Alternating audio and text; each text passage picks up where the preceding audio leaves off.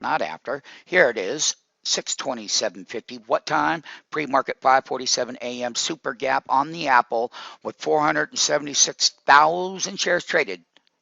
And once again, as we had clearly stated, the super gap above the 52-week high yesterday.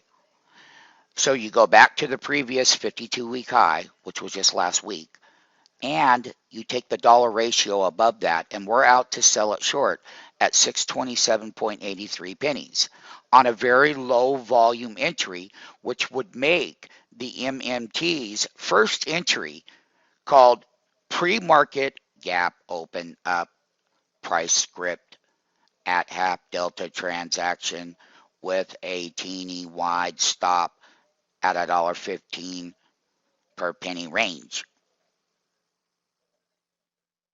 So that way, if you do get taken out, you can go up to the next level where that exhaustion in price, and for 3 weeks in a row, some of these shorts were $20+ off of these highs. Some were $10. Some happened in pre-market. That was a big curveball that people got throwing.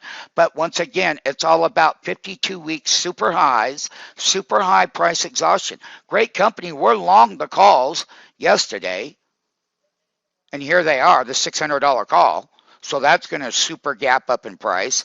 And I'm also going to go watch some put options.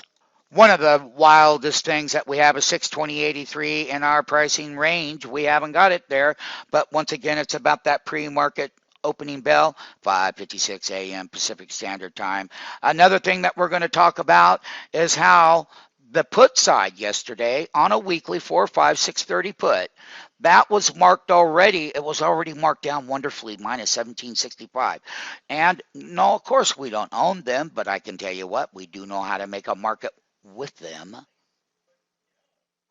That means that this particular pricing that we're going to do on the 630, we'll be looking at the 625.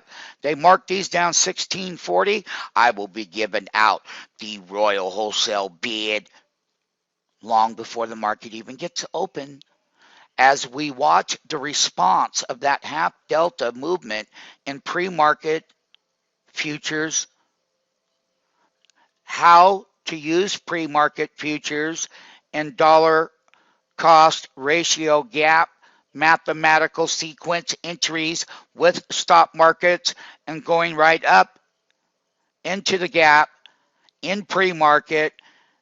And then as you go into the opening bell in 33 minutes from now, you would watch to see if the bids would drop. But you can see clearly that they keep rising in price. So when the bid rises, guess what? That's got a lot of support. So people are trying to buy the dip. And you can see the prints here. 50 pennies, 40 pennies, 56 pennies. So you can see the last prints, 50 pennies. And this is how pre-market works. So we have the half delta short. We will highlight it on the opening bell.